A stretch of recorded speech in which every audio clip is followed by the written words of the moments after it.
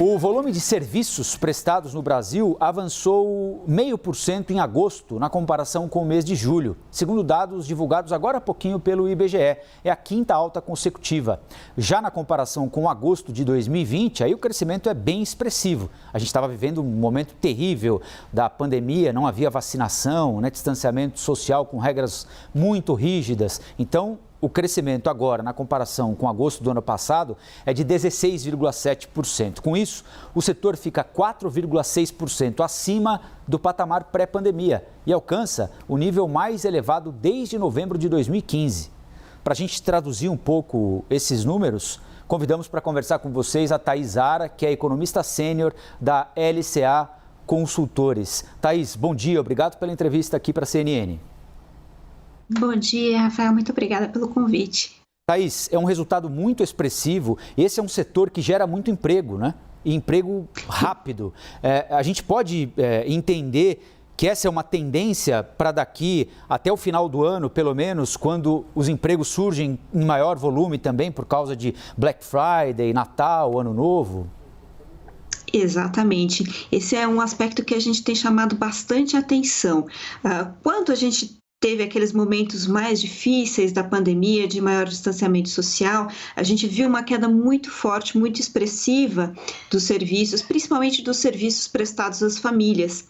Agora, com o avanço da vacinação, a melhora do quadro sanitário e a redução ali das medidas de distanciamento, a gente vê essa retomada acontecendo. A gente ainda tem serviços como alojamento, serviços de alimentação para as famílias, ainda 20% abaixo do que a gente tinha em fevereiro do ano passado. Fevereiro do ano passado é sempre o mês que a gente usa como base, porque era pré-pandemia. Eles ainda estão a 20% abaixo desse nível, mas a gente já recuperou um bom pedaço e a gente já está caminhando para uma volta muito mais expressiva. E é justamente o setor que mais emprega. Quando a gente olha as pesquisas de emprego, a gente já começa a ver esses reflexos aparecendo. Quando a gente olha a pesquisa do IBGE, a gente consegue ver uma criação de emprego, principalmente do emprego informal, que é um que tinha sido muito afetado pela pandemia, está começando a recuperar mais rapidamente, e essa deve ser sim a tendência até o final do ano, e é um dos motivos pelos quais a gente imagina que a gente vai conseguir crescer um pouco mais, a gente ainda vai conseguir crescer no ano que vem, porque a gente tem essa retomada do emprego acontecendo de uma forma mais forte agora que os serviços estão voltando. Thaís, a Priscila Asbeck vai fazer uma pergunta para você também. Priscila, bom dia de novo. Bom dia de novo, Colombo. Bom dia, Thaís. Obrigada pela entrevista. Thaís, a gente teve recentemente também as divulgações dos dados de indústria, que caiu 0,7% em agosto, comércio caiu 3,1% em agosto e foi a grande surpresa negativa. Juntando indústria, comércio e os serviços que avançaram esse 0,5%, qual que é o resumo que você faria desse mês de agosto, que talvez tenha sido o primeiro mês assim mais negativo em termos de dados, depois da retomada que começou com o avanço da vacinação? O que a gente pode esperar daqui para frente? Então, a gente tem, de fato, Priscila, bom dia, uma queda da indústria e muito relacionada à questão dos gargalos nas cadeias de insumos. A gente tem tido bastante dificuldade de encontrar insumos para a produção e isso tem restringido bastante a indústria. Quando a gente olha a economia como um todo, a gente imagina que nesse terceiro trimestre do ano a gente vai ter um crescimento pequeno na margem, mas ainda assim um crescimento. E essa deve ser atuada nos próximos trimestres, tá? A gente vai aos poucos notando um certo rebalanceamento da economia, então com serviços retomando um pouquinho mais forte, comércio, principalmente aqueles setores que tinham sido muito beneficiados pelo movimento do ficar em casa, né? Então aqueles segmentos de reforma de casa, troca de móveis eletrodomésticos podem desacelerar um pouquinho, dar lugar para essa retomada dos serviços e a indústria vai seguir muito pautada por essa questão da falta de insumos e à medida que a gente vai avançando no tempo e vai conseguindo resolver esses gargalos e obter mais insumos, ela vai recuperando. Então, essas coisas meio que se contrabalançam para a gente ter um crescimento, sim, nos próximos trimestres, mas um crescimento muito baixinho, bastante moderado, algo ali em torno de 0,2, 0,3 por trimestre, tá? Então, mais ou menos isso que a gente está imaginando conforme a gente vai avançando nessa recuperação do mercado de trabalho, mas, ao mesmo tempo, alguns fatores que fazem com que a gente cresça um pouquinho menos.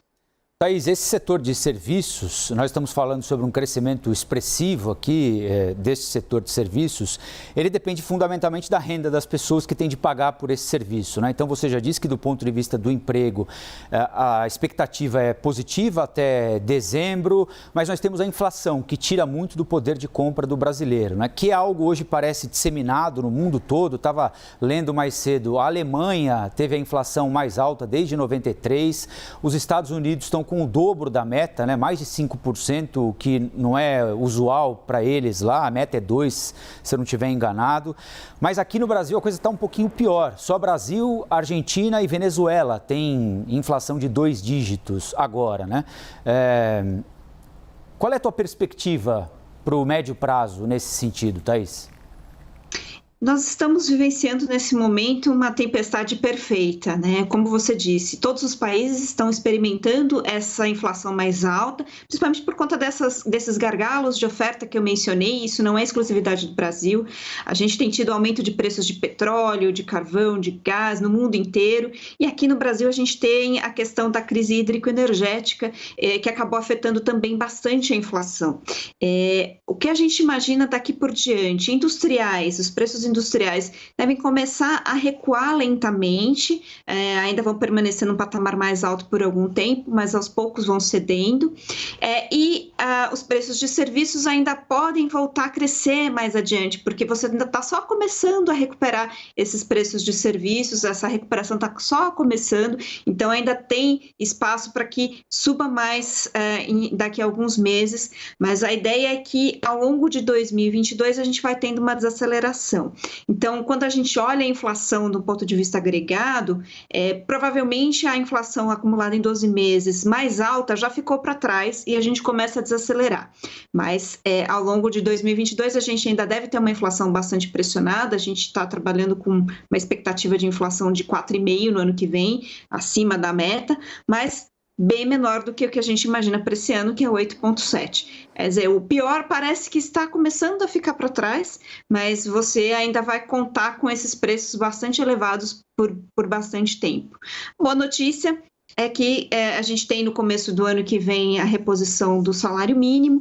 Isso pode trazer algum fôlego, principalmente para as famílias de renda mais baixa, porque você vai ter uma reposição dessa inflação mais alta e nominalmente, né, o que as pessoas realmente recebem, você vai ter um reajuste ali expressivo. Thaís Zara, economista sênior da LCA Consultores, muito obrigado pela entrevista aqui para a CNN mais uma vez, Thaís, e até a próxima. Bom trabalho. Eu é que agradeço. Bom dia. Bom dia.